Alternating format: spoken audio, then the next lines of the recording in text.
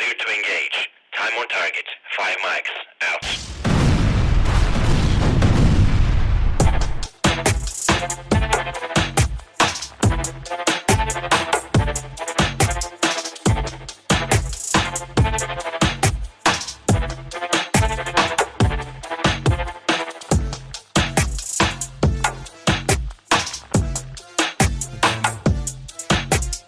Star Trek says, beam me up, Reagan. That's right. That's a pretty good indication of why Star Trek is subpar or not superior to Star Wars. It's just silliness. Oh, Richard, are Star you a Wars Star is Wars or serious. Star Trek guy? Is Richard a Star Wars? Definitely Star Trek. I mean, if you want to talk about silliness, I don't think there's anything sillier than Jar Jar Binks. You're not 100% wrong. You're not 100% wrong. However, with the advent of AI, I feel like we're moving more towards the Star Wars scenario with all the drones fighting each other. Yeah, that could be. We're getting very close to that. Well, we're here with Richard Burke, who, among other accolades, is a Libertarian Party member. And do you have a title within the party? Yes, I'm currently the state vice chair. The state vice chair. So there's a chair and then a vice chair and Correct. Probably a treasurer and a secretary and That's all right. those things, right? And and you're here to tell us. So you've been on the podcast before, and you've talked about how there's a split in the Libertarian Party, and you might just bring us up to speed about where that split was when we left, and then Sure. It sounds like maybe some of that has been resolved, and then the Libertarians also just recently had a convention, and then we'll talk about that after. Yep, that's right. When I was here last time, the Libertarian Party was being controlled by a group of people who unilaterally attempted to change our entire organizational structure, bylaws, without notice of the member, outside of convention, through a state committee resolution. And the Oregon Secretary of State would not get involved because they're not supposed to be involved in the internal governance of party. The National Party was involved. It went to court. $500,000 was spent. What a mess. But it finally got resolved in October. The court ruling said that our judicial committees get to make that decision as to who's right and who is wrong. And the National Judicial Committee decided in our favor. And by our, I mean the group that believed that we should be operating under the structure approved by members and properly noticed convention. And so our chair, Sonia Feintek, was able to tell the Secretary of State, and they accepted her explanation. And so we now have our party back, so to speak. And so with that, we've gotten around to doing political work and trying to be active. And when you're a minor party, you're not going to win partisan races, but you can impact the outcome of partisan races. You can't always win, but you can sometimes decide who does win. And you can sometimes get concessions on various forms of public policy. And we were able to do a lot of that. For the first time, we cross-nominated a Republican. So Christine Drazan is now both the Republican and Libertarian candidate for governor. We also did that in the 4th and 5th congressional races. So respectively, Patty Adair and Monique Despain are now the Libertarian as well as Republican candidates for the congressional districts that they're running for. And there were also a bunch of others, Republicans, that we nominated. Brad Hicks is one of them that comes to mind. Anna Munson, a number of those. And of course, there was a slate of registered Libertarians who got the Libertarian nomination in races. I personally tried very hard to make sure that we stayed out of races that were contested unless we could somehow give an advantage to the Republican. And that's the case in Christine's race. We believe that by not running a Libertarian candidate and unofficially outside of the party structure, providing support to Brett Smith, the Pacific Green Party candidate, we might be able to pull a couple percent off of what Tina Kotek would get. And that could be enough to put Christine in striking distance. I don't know how accurate these polls are, showing her 4 points up, but Sure. if they're accurate, another 2 points can't hurt. I would guess that they are accurate, and the change really in strategy is highlighted by the fact that your chair Sonia Feintek ran in a race against Lori Chavez Dreamer and Janelle Bynum just a couple of years ago, and now is chair of a Libertarian Party that is actually supporting and endorsing some Republican candidates. That is actually a pretty huge shift. It's a big shift. In a lot of ways. The two values that have been fighting for primacy in the Libertarian Party is political accomplishment and emotional affirmation. And that's basically how the two factions in our party line up.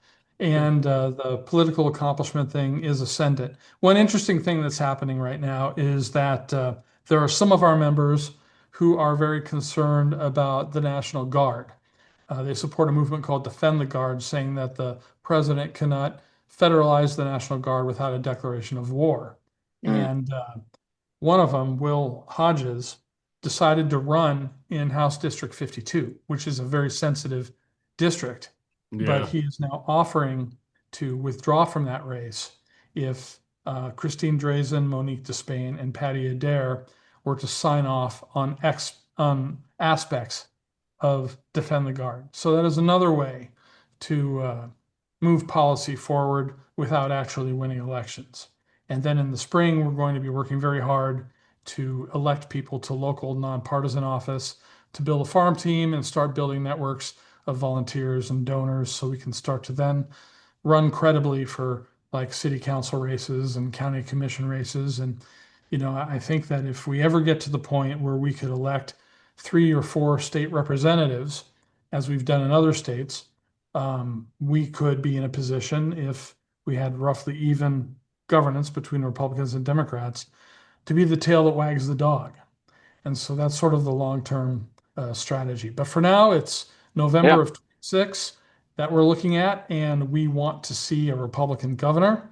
We want to see get rid of the Democrat supermajorities. And having divided government gives us space to operate. And so that is basically our strategy going forward. And it's a very pragmatic strategy. We're called those of us who follow this strategy are called traitors by the purists, linos, libertarians in name only. Linos, I like it. Of course, right. Of course. And we take that heat just like people do in every political party. Did your group, because I wasn't at the hearing, I know those are the meetings, meeting, whatever you want to call it. There was seems like there was a bunch of discussion in regards to the Green Party or the Christine thing, and then you guys ultimately settled on nominating Christine. Do you think that like ultimately the Libertarian Party just aligns a little bit better with, or was that more the Linos stance that you thought cross-party and nominating Christine gave her a better edge than giving it to the Green Party to just to peel off more votes? Or did you really just believe that Christine getting the nomination was just a little bit more valuable because libertarians are going to align more with Republicans? Sure. I mean, what we were looking at was trying to find ways to maximize the votes that the Green Party gets, because we know that the votes are going to come at the expense of Tina Kotek. So we were thinking, how could we elevate Brett Smith, the Green Party nominee? Sure. And we thought maybe by cross-nominating him, that we would be able to accomplish that. But what changed the dynamic was that another third party, I forget if it's the Progressive or another one, also nominated a candidate for governor. And so that meant that Brett Smith was not unique anymore, and there really wasn't anything to gain by cross-nominating Brett Smith, because we couldn't cross-nominate the other one as well. So we decided that it would be better if we cross-nominated Christine. We're more ideologically aligned with the Republicans anyway, and Christine has been really good about reaching out to us, and and I think that makes us more relevant by cross-nominating a major party candidate. And also, if she happens to win, we'll have her ear, and she'll owe us one, especially if the margin of victory is less than what Brett Smith is able to win. So we figured that this was a pragmatic way to go. Those who call us linos, we respond by calling ourselves pragmatarians, and so that works too. So coming up with all these acronyms. That's right. I agree, though. I think that there's a lot of risk in cross-nominating and having a Pacific Green libertarian candidate. I mean, I don't know how much crossover there is in the ideology of those two parties. There might be some, but I think any indication that libertarian voters get that they have, because they're going to think that that's a true candidate of theirs, whether that's true or not, it's hard to ascertain. Yeah. But when it's cross-nominated with a major party candidate, at least they know if you're a voter, there's no true libertarian here. So my choice really is between Drazan and Kotek, right? Yeah, I was always in favor. Yeah, I was always in favor of cross-nominating Drazan, but until very late in the process, I believed it was impossible. I believed that it just wouldn't happen at a candidate nominating convention. Right. And nominating Brett Smith as the Pacific Green would be 100 times better than the Libertarians, some crackpot raising their hand and running a separate candidate votes from Drazan. So we thought that Brett Smith would fill the spot so that we didn't have that scenario. But when the other candidate came into the race, it began to be possible that Christine Drazan could win in our nominating convention. And once that looked that way, I and others spoke in favor of that. And so caused a little internal grief, but I think it was the right move. And we have to start being pragmatic. We've got less than 1% of the electorate that's registered with our party. And I think there's probably between 5 and 10% of the electorate who are ideological libertarians but are registered with Republicans and Democrats because they want to vote in the primary. So, how can we mobilize and leverage those percentages? So when you're this small and you're underfunded, you just pull every lever you can think of and hoping that, a couple of circuits cross and you're able to get some traction. Well, the first step is ending the infighting, and you guys have done that. So then you get to move on, which is great. Yeah, that's right. Yeah. But and relevancy matters to look at what the DSA is doing to the Democratic Party. I mean, they're literally upending the entire Democratic Party. Talk about the tail wagging the dog. Yeah. I mean, it's just wild. And it's weird because they're embracing it. Yes. Which they're not really fighting it. They're just saying, oh, we can say the crazy shit out loud now. Yeah. Well, they're terrified. You remember that cartoon where Sylvester had a bucket of water and he was trying to get rid of the water and he threw it, but he got countered by a tidal wave? Yeah. This is what the Democrats are afraid are going to happen to them. That if they fight the DSA, that they're going to get mowed over. And I don't think that's true. I think that any political strategy that stems from fear is already doomed. You've got to be careful. You don't want to be reckless, but don't act out of fear. And I think that the moderate Democrats are acting out of fear. And I'm really proud of our group because we're not acting out of fear. Our group is acting out of possibility and optimism and the fact that doing these things, while sometimes counterintuitive to our more ardent members, makes us relevant. And I mean, think about it. At our little nominated convention, Christine Drazan, Monique Despain, and Patty Adair were all physically there, along with folks like Brad Hicks and others. And they don't show up if you're irrelevant because their time is just too valuable. And so just having them there says we're relevant. And that, of course, helps us with recruitment and donations and getting people to volunteer time. Because if they think you're relevant, they'll do more than if they don't think you're relevant. So this is a good cycle for us. And, there are a lot of ways to move policy without winning partisan elections. Of course, that's the best way, but there are other ways. And those are the levers we're trying to press this year. I like it. I think a strategy that is, especially for the Libertarian Party, if I put myself in your shoes, I would look at this as a better strategy than the whole ideological kind of FU strategy that they try to go. And Republicans have the same problem, right? We have the purists on the far right that they usually went to the Constitutional Party or something like that, which no longer exists. But I think what you see, and I have a lot of friends that are self-described libertarians. I think to your point, they're probably registered ours, but they really kind of consider themselves. And we usually kind of put that in I'm conservative. I want small government. I don't want anybody in my back, but I'm socially liberal, right? That's kind of maybe like a bigger way of saying what the Libertarian Party kind of stands for the most part. Basically, do what you want to do It's an in your house. overgeneralization because, there are people. I remember my first national convention. I saw two people standing together. One of them, they almost looked like Amish people, very conservative. Nothing socially liberal about these people at all. They were pro-life and all of these other things. And standing right next to them was some ridiculous hippie right off Mount Shasta in a muumuu, that probably, believed in all these goofy things.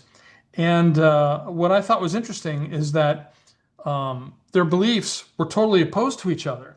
But what made them all libertarians is that they didn't believe it was the role of government to impose their values on other people or to have other people's values imposed upon them. And that's what united them politically, even though culturally they couldn't be farther apart.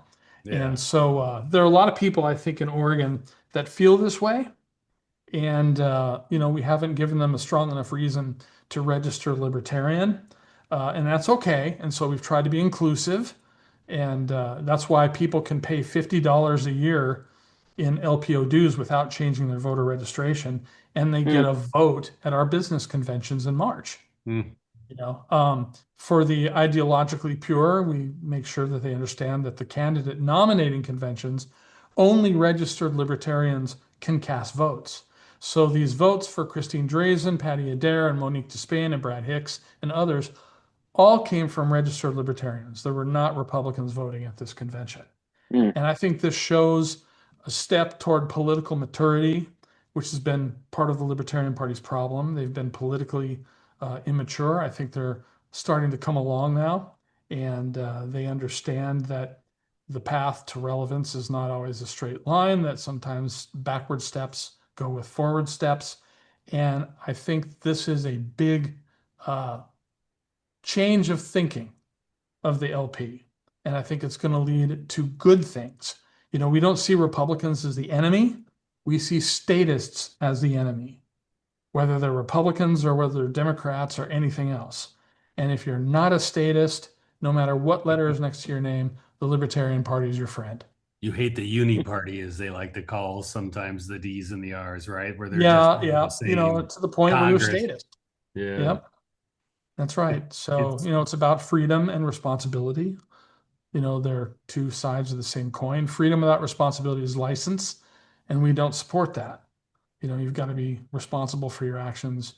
Take as many freedoms as you want, but you got to be responsible for your actions. But not allowing President Trump to have access to the National Guard is that big of an issue, or was that just a side issue with one candidate that? It's Defend the Guard is a big part of the movement. They had booths and parties and all this kind of stuff at the National Convention. And it isn't that they don't want the National Guard to participate in wars. It's that they don't want the National Guard to be federalized unless there is a congressional declaration of war. The Defend the Guard people say that if you have a congressional declaration of war, then yeah, federalize them, go nuts. But it's not a clear issue. Like, for example, when they were debating this part of the Constitution, the original draft said that Congress was responsible for making the decision whether or not to wage war, not declare war. They changed it from declare, or they changed it from wage to declare. So, people are saying that Trump, by attacking Iran, he didn't ask for a declaration. He's just waging it. And they believe this constitutional amendment doesn't apply because of the use of the word wage versus declare. I get that. I get that the United States needs to be able to respond quickly to immediate threats. But I think that we have a very capable and adequately sized federal force to deal with those kinds of situations. So the president should be able to wage war using federal troops and resources. But if it becomes a larger conflagration, then a war should be declared, and then the state National Guards could get involved. That's sort of how we see it. Okay. That makes, I mean, from the war standpoint, I'm on board. I just think that also the ability, like FEMA's had to federalize National Guard troops in regards to national disasters and things like that. And I feel like if you kind of paint everybody into too tight of a box, it gets a little bit harder. I don't think that it does that. Defend the Guard does not prevent National Guard from being used for natural disasters and those kinds of things, but for combat, Combat and ice, we can't use them for ice. That's not a I problem. think you could use them for ice. It's the difference is it's domestic. It's Yeah. not foreign. But it And seems like that's where the fight was really in the ice stuff, right? in that case. Yeah. Now there are probably people in my party who would take it that far. Sure. But that's not what we're asking Drazan or Monique or Despain to sign on to. The Defend the Guard pledge we've asked them to sign is limited to overseas conflicts. It doesn't talk about things like ice or natural disaster. Is that like one of your guys' top? What's the other like top issue that libertarians want? A big one is fiscal responsibility. I don't need to convince you that we are spending recklessly, both at the state and federal level. We need fiscal restraint. One of the things in Oregon, or an Oregon specific issue that we talk about, is PERS. And our position for years has been one that the gubernatorial candidate, Tom Cox, in 2002 talked about. That what we need to do is move all of our employees, or at least grandfather employees, so that all new state employees get a 401k plan. And that what we do is offer buyouts for people who are on the PERS plan to get cashed out to get out of PERS, and whatever we can't convince the people we can't convince those things to do, we have to abide by the contracts that are signed. So what you do is you just stop the bleeding first, and then you figure out, okay, to retire all of the PERS debt and fulfill the contracts will cost this much money. And then you bond it and pay it off over 30 years or something like that. While all the new people that come in and eventually replace the PERS workers will be on 401k plans, or whatever they call it for the public sector, 501b or whatever they call it. But you get the idea. It's a self-sustaining program that defined benefit plans, basically, where it's like you get this much money to invest, as opposed to or a defined contribution plan, as opposed to defined benefit, which is what we have now, which is we have a lesser version of tier 1, tier 2 PERS, but it's still, you're guaranteed to make this much of your salary after you retire based on a calculation. That's right. Now this is a Oregon issue related to fiscal responsibility that libertarians have supported for a very long time. Taxes, there shouldn't be an income tax in this state. We would love to see, a lot of states are able to pull it off. We should be able to pull it off too. And, we see property taxes as a form of extortion. Tony Soprano comes up to your building and says, give me $500 a week or I'll blow up your restaurant. Here in the counties say, give us this much money a year or we're going to take your property. And, fundamentally, there's no difference in that. And so there are other ways to pay for police, fire, schools, those kinds of things. Some cities in Arizona have private fire departments. You have a subscription, you pay every month. It's built into your house payment. If you don't have it, let's say you pay off your house and you let the insurance go, they'll still put out your fire, but you'll get a $20,000 bill or whatever it costs to put out the fire. Isn't that still kind of a form of extortion then? I mean, isn't that? Well, no, it's the difference there is that if you don't pay for the private fire insurance, you're never going to lose your land. Nobody's taking it away from you. It's just that you don't have insurance anymore. It's like having a car and not having car insurance. No one's going to take the car away from you. Okay. But if you crash your car, no one's going to pay to fix it. Right. Same thing with the private fire department. No one's going to take away your house if you don't pay for the private fire insurance. But your house is going to burn down, or shall I say, in states where they do this, or in cities where they do this, they will come out and make sure that your house's fire doesn't spread, and make sure life is saved. So pets and people get pulled out of the fire, but they're just going to do the minimum unless you are a subscriber. And so there are a lot of things you can do to change the tax structure of this state to lower the taxes. Fewer things that the government can do, like selling the Tillamook State Forest. We've been talking about that for a long time. Selling the insurance company, Safe, yeah. for a couple of $1 billion. Well, now they want to raid it. They don't want to steal. They don't want to sell it. They want to raid it. Yeah, I know. That's what happens. They want to raid the money. They do. And what else can we do? New Zealand for a long time privatized their Department of Transportation. Their costs went down remarkably. Take a look at the Oregon Department of Transportation. They've got over 5,000 employees. Line them up along the road. They should be able to maintain them with hand tools. And we're not going to ask anybody to do that, but we're just paying too much for too many things. And basically putting up signs that say to investors, go away, or get out of Oregon. And the Libertarian Party, these are the kind of things we would like to see changed. And now that we've got, I think, more politically responsible leadership, you're going to hear us talking about those things more. One thing we want to change on election reform is that we're getting tired of paying for your candidate selection processes. It's political parties are private organizations, and they, and the Republicans and the Democrats, they have a state-funded and state-monitored primary that non-affiliated candidates and third-party candidates have to pay for. Why? We're thinking that a good reform would be to, not top two or jungle primary. We hate that. But just have it set up so that every political party has to design, execute, monitor, and pay for its own candidate selection process. So you can do a vote by mail election, you can do an internet election, you can do conventions like we do, caucuses like Iowa does. You can throw darts at a dartboard to decide who gets the nomination. It doesn't matter. But whatever it is, every political party pays for its own candidate selection system. And as the number of non-affiliated members grows and becomes the largest block of voters, that's going to become increasingly appealing.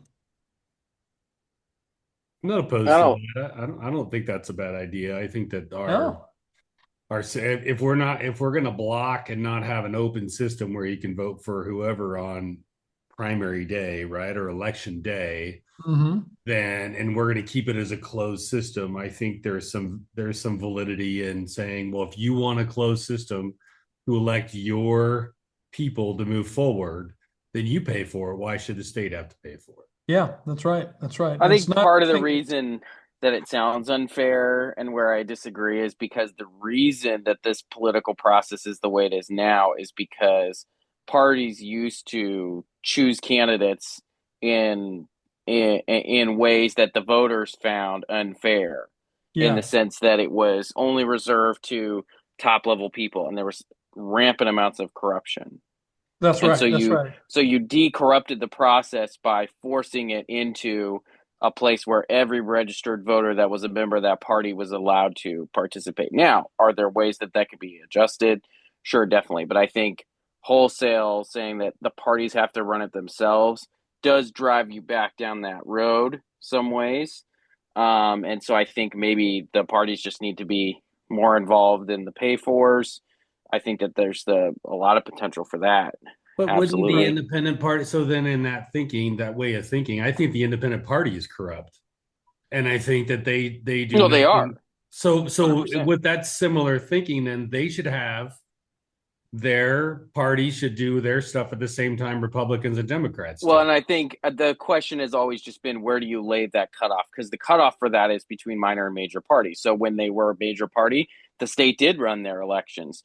And then I think what happened was we raised the threshold for major party, and the independent party asked for that because they wanted to go back to the old system. Right. They did. Yep, they did. And so it's like, look, you're a private organization, independent, libertarian, Republican. You're a private organization. You're not a government entity. You are going to choose candidates, uh, pay for your own process. And I think that that is capitalistic and small r Republican that as can be. And if some parties decide, they want to play King of the Mountain or Thunderdome, that's up to them. I'm good Two with men enter, Thunderdome. one man leave, right? We'd have more male candidates. And I'll tell you, if they become corrupted, like the backroom smoking deal, with today's internet and all of that other kind of stuff, people would catch on to that real quick. And I think there'd be a real political cost to having something like that. Yeah, Back in the smoke-filled room days when you lived on a farm and could pick up one channel on your radio, I think you could get away with it a lot more than you can now. The only reason why I'm probably, or not the only, probably another reason why I'm for it is because think of the slippery slope argument now of them being in now everybody when they need to be in control of campaign finance, they need to be in control of voter registration, they need to be control. Like there's so many things that have gone into private organizations.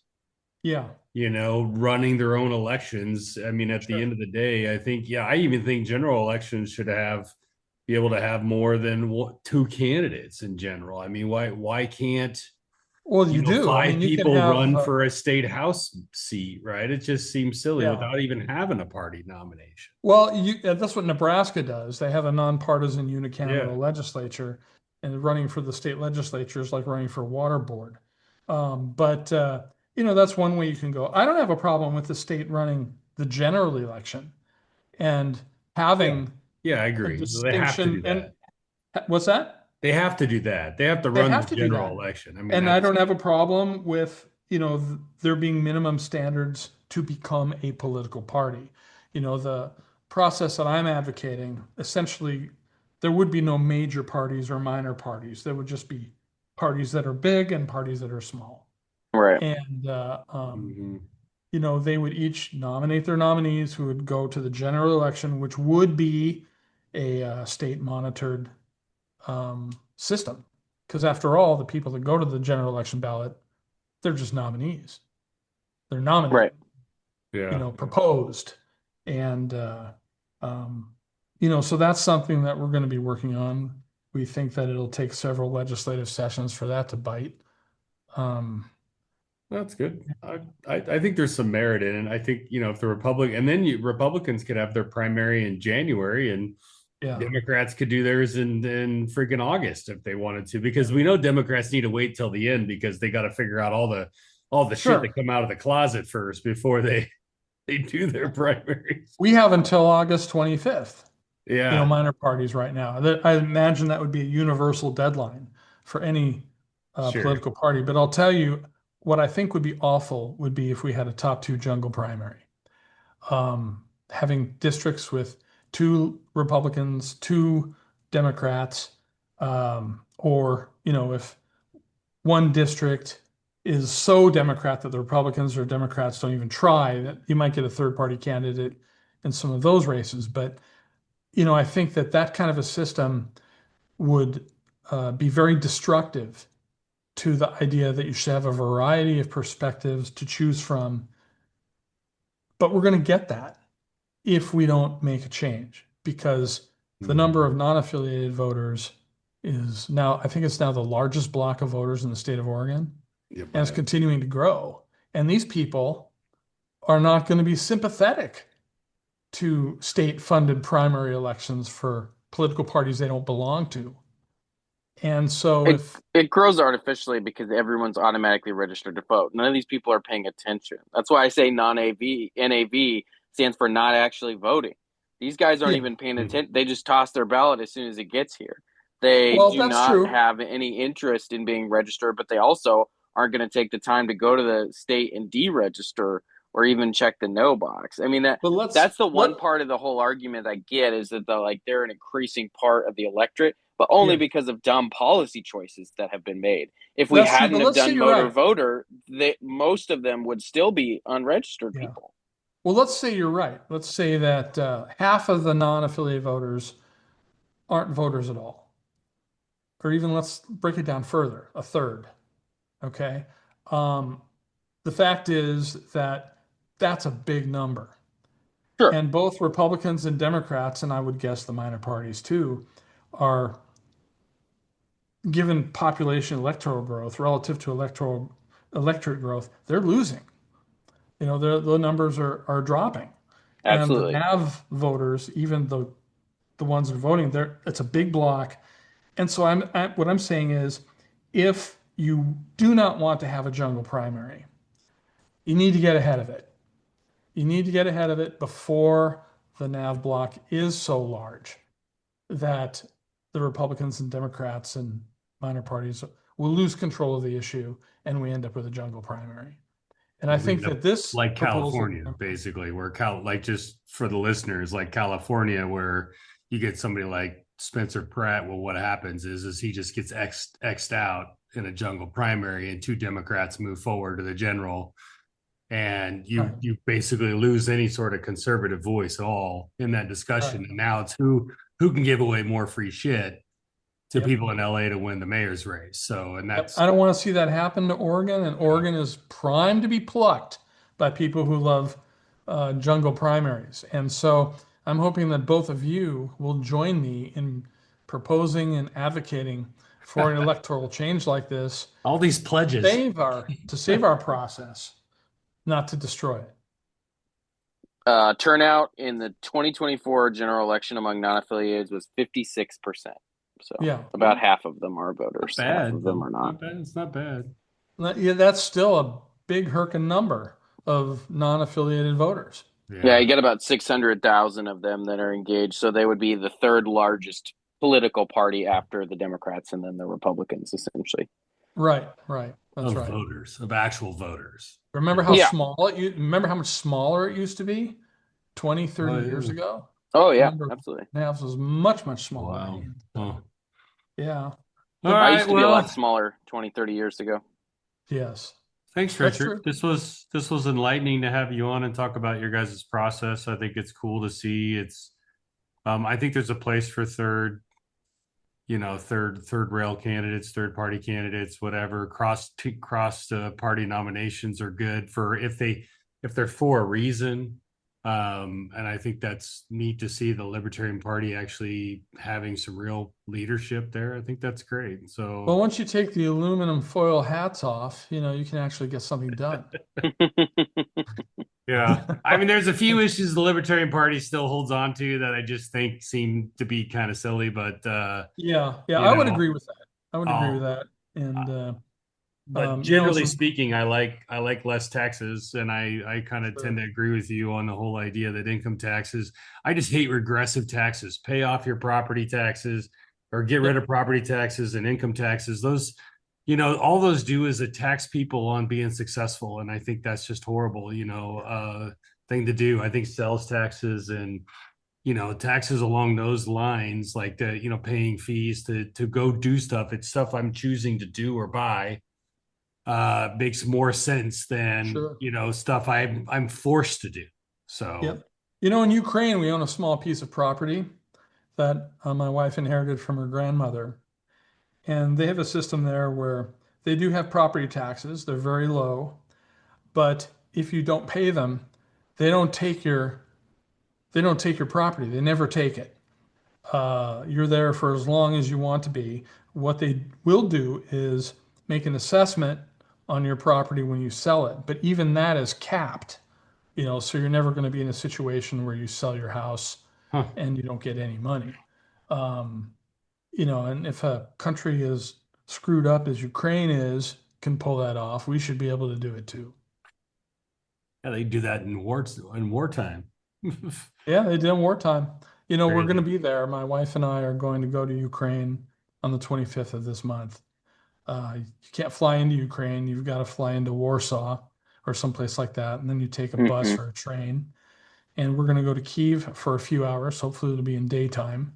And enough time to connect with a bus to Cherkasy, and then the little village of Mihailovka, where the property is, which population 600, so it's not a hot target. And it's about 700 miles from the front line, so we should be okay. But it is going to be interesting to see the impact of the war firsthand. Yeah. And Oh, I'll crazy. try and visit a couple political offices while I'm there. But I can't resist. Yeah. Wild. Well, good luck. Yep. Thank you. And thank you for having me on. I really enjoyed talking with you guys. Absolutely.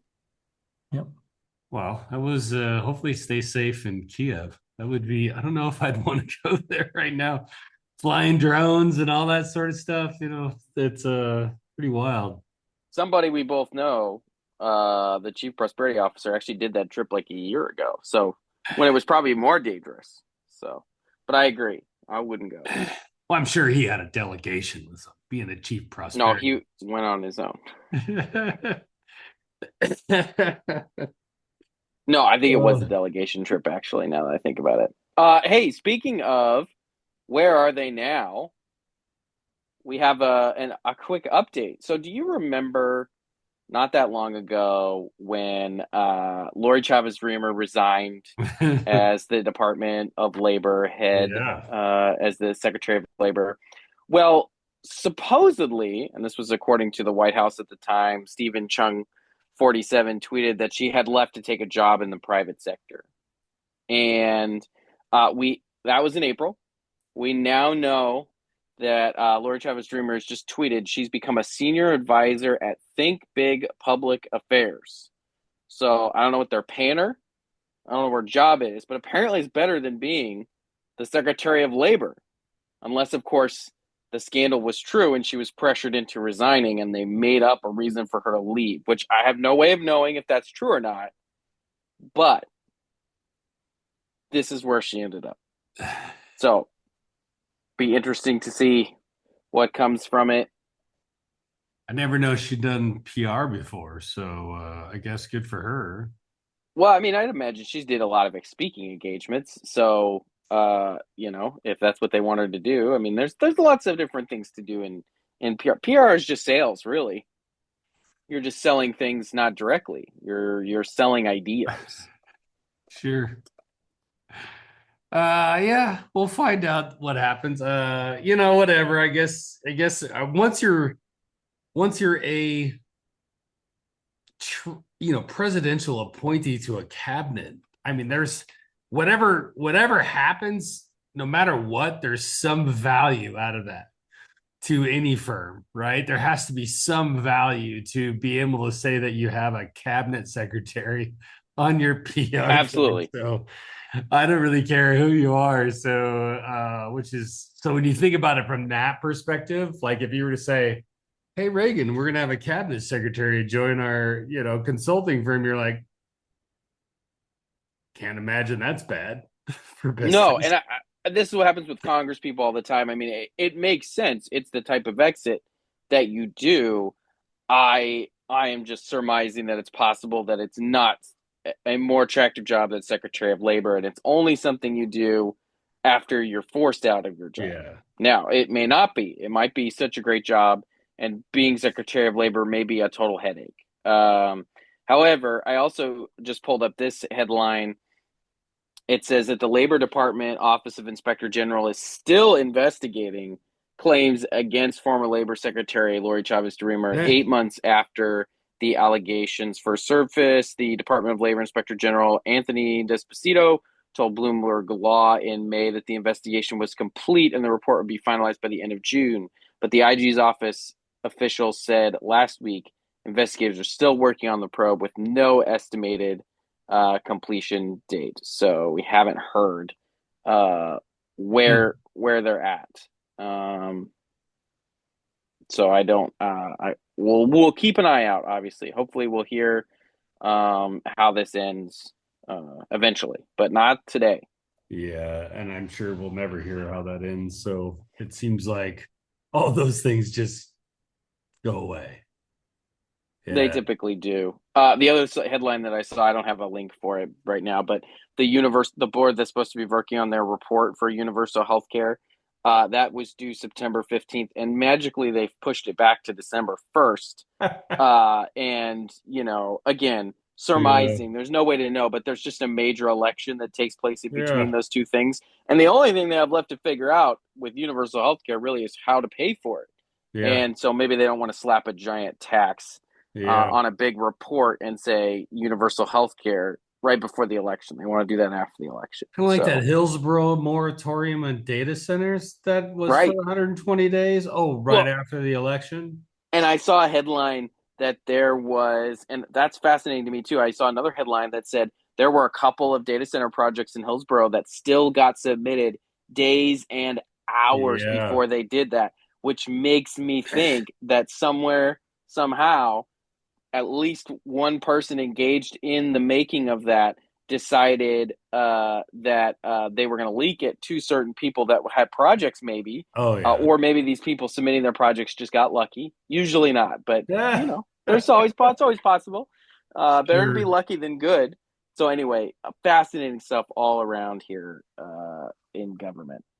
Yeah, well, speaking of Hillsborough, there was some news that we wanted to chat on, and we can probably end on it too for the day because we went a little long with Richard. But even though people just love to hear us talk, I'm sure.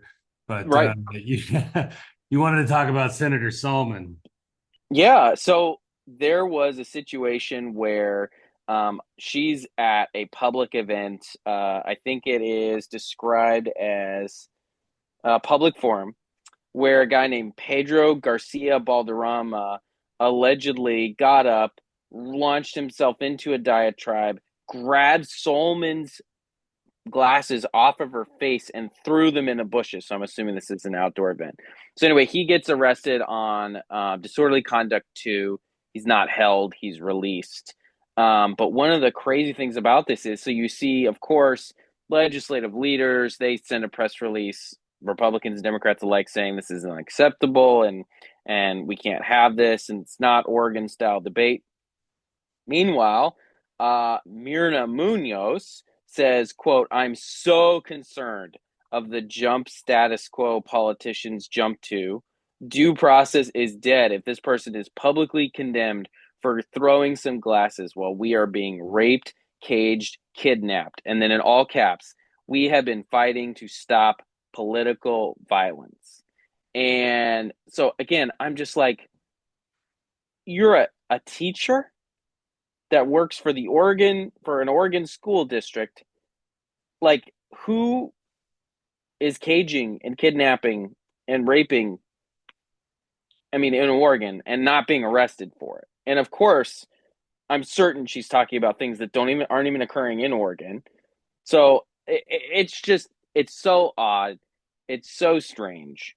But at the end of the day, it shows you who the DSA people are, and they don't have American values at their core of a debate and decorum. They are ultimately more interested in political violence and, defeating and crushing whoever they perceive to be their oppressors than having a political and policy debate ever. Yeah, I'm surprised Solomon's still doing town halls. I wouldn't be. I wouldn't be. That was the first thing that jumped out. I'm like, what is she doing town halls? 100%. But that just goes to the character of the person. Like, right. I think Janine literally cares about her community, and then seeing the tweet or the post that Munoz did totally tells you the character of her. Yeah. And in my mind, that could not be a wider gap than I've ever seen amongst one party. Right. Of the character of those two individuals. And the Munoz sisters are a bane on the existence of the legislature. And and it's not going to get any better. And it's going to be horrible in that building with those two, always virtual signaling, always running to the aid of criminals over victims. Yep. Always running towards open borders over law and order, drugs over, just common decency. And they are DSA on the umpteenth degree, and it's going to be horrible for us to have to deal with their stupid virtual signaling crap every single time somebody else opens their mouth that disagrees with them. And they want Pedro to show up there and accost Solomon and rub it in and tell her, she's a POS and all that sort of stuff. And everything you say is just wrong. And I think that's what they want. They want destruction. They don't actually want political debate. They want destruction of America. And we have to realize that they want to destroy our system of governments, our systems of, how we've had political debate over the years. They probably don't like the fact they're town halls. Mm-hmm. They don't like anything that has to do with sitting around having a discussion, because if you don't believe the way they believe, then you are dead to them. And everything else doesn't matter. And they're basically anarchists for the sake of it. They'll attack anybody too who cancels a public event or puts security on it because of this, saying that they're cowardly and refuse to meet with people. And it's just horrible. They claim to want a basic safety and standard of living, but they don't believe in it for everybody else. No, and it's really horrible. And I think that it's good to see a lot of the Democrat lawmakers, a lot of them stood up and condemned it and stuff, but they're not condemning it like you and I just condemned it. It's like political violence. There's no place for political violence. Like you know what? I would be so pissed. Like, where is the leadership on condemning Munoz for her rhetoric and the shit the dribble that came out of her mouth in regards to it? I'd be condemning that, because that is horseshit, man. Yeah.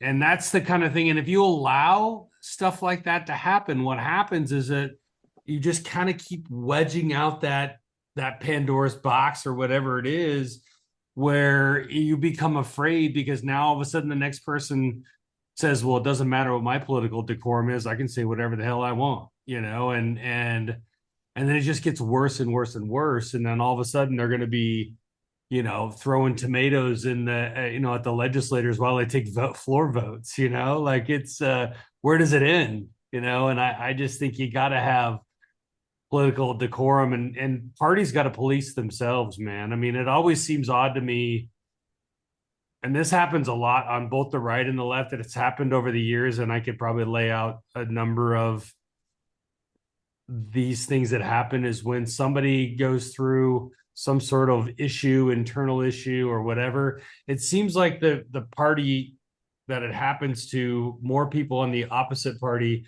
are there to say, hey, are you okay? Are things happening? Versus people in your own party. And it's just, it's pretty wild that way. That's my pivot guy. Hopefully my pivot's working now, Reagan. I need to grow some grass. But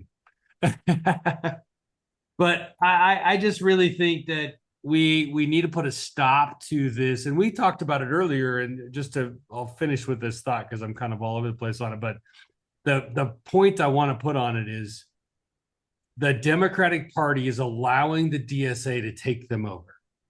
Yep. And if they don't put a plug in this crack, they're going to lose the entire power structure.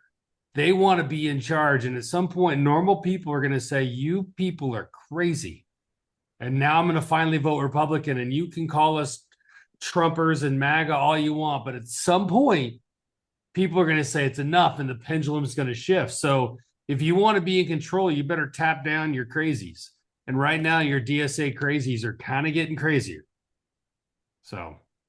And that's it. Parties have to police themselves, because at the end of the day, the Republicans can put out as many statements as we want about this, but it doesn't have an effect as when Democratic leaders stand up and, like you said, specifically condemn Munoz, specifically condemn Thousand Friends, specifically condemn the people that are bringing forward actual hate speech, as opposed to just condemning and saying, well, we don't agree with these Republicans, and therefore it's hate speech, right? And so that's what's got to be done. But you got to have real leadership to do that.